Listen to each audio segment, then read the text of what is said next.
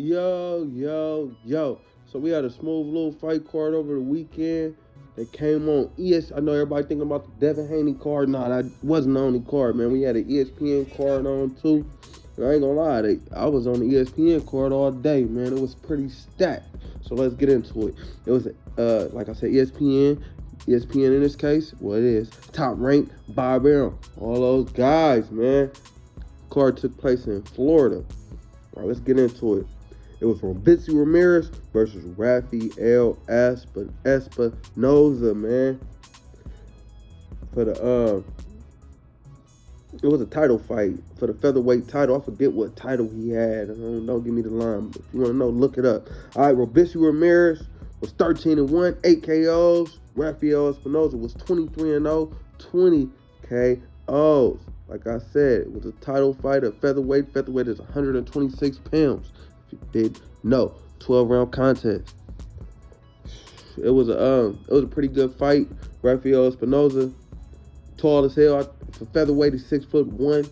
You know, Robiesy Ramirez is about average featherweight height. He's a decorated amateur though. So I thought, that was going to be enough, the skill to the win. Even though Robiesy Ramirez doesn't have the best boxing skills, I just feel like he had that little extra to take him over the top. But boy, was I wrong, man. Robiesy flattened Espinoza early on in the fight, man. He looked like he was doing an old school drop and leaned back with it, But he bounced back up, put on his big boy pants, and got the job done.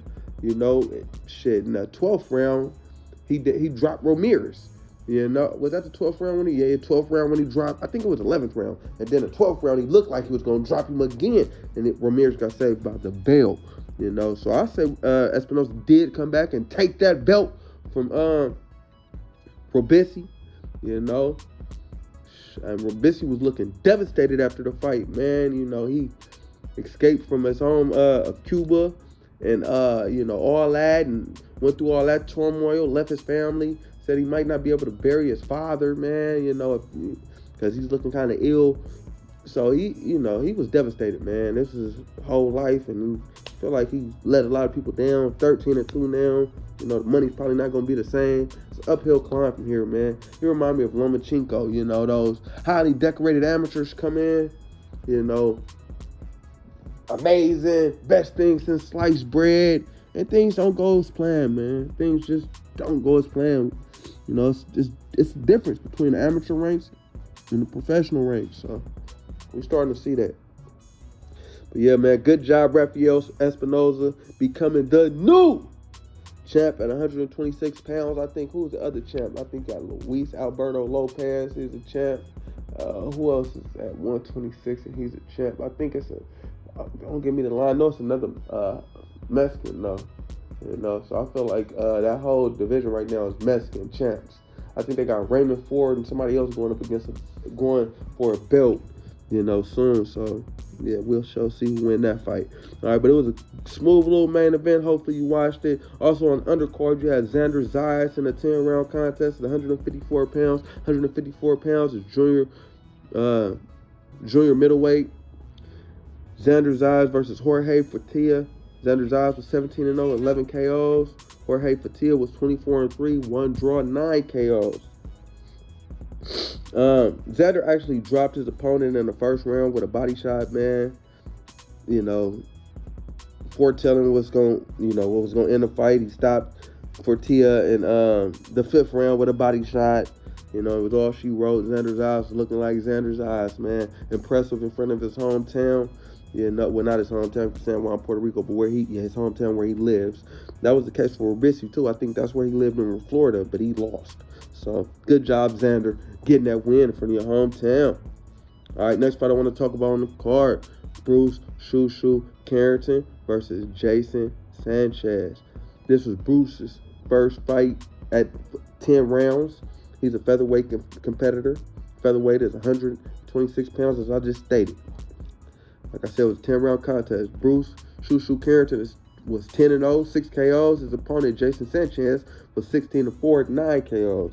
For Bruce looked like Bruce, man. Beat the hell out of Jason. Second round KO win for Bruce. You know, the sky's the limit for him. He's one of my favorite young up-and-coming fighters. And going back to Xander Zayas, he's one of my favorite young up-and-coming fighters as well, man. Both of these young men are dogs, man. Both of these young men have very bright futures ahead of them, man. Good job, Bruce, getting that win. Brooklyn, man. All right, next fight I want to talk about on the card. It was an 8-round contest at heavyweight. Heavyweight is the big boys. It was Richard Torrey Jr. versus Curtis Harper, man. Richard Torrey Jr. was 7-0, 7 KOs. Curtis Harper was 14-12, 9 KOs. This was a good test for Richard Torrey Jr. I don't think none of his opponents have made it out of the second round. Curtis Harper did. And, you know, he's very durable. He's bigger than Richard Torrey, who's a smaller heavyweight, you know, so it was good. He got to get a few rounds in with, you know, a bigger type heavyweight, which he's going to be facing most of his career. And he did a good job, man. I feel like, you know, with his reach disadvantage and his height disadvantage, he's going to have a lot of disadvantages, you know, so he has to do a lot of head movement, i.e. Mike Tyson. He should work with Mike Tyson and get some of his, you know, his skills and his knowledge from how he, you know, was able to do what he was able to do at that height. I feel like that would be a good, you know, a good sit down for him. But nonetheless, it was a good job for Richard Torrey Jr. getting that win. It was a 7th round KO win for Richard Torrey Jr. I think Curtis Harper, the ref just had seen enough, stopped the fight, giving Richard Torrey Jr. 7th round KO win. All right, also, in the last fight I want to talk about, the first fight I seen was an 8-round contest, 154 pounds, as I stated, junior middleweight. It was Jahai Tucker versus Francisco Varone. Jahai Tucker was 10-1, coming off his first career loss, his last fight, and Francisco Varone was 13-0. Yeah, that's my first time seeing him, but he looked good, man. He's an Olympian from Argentina. Like I said, he looked good.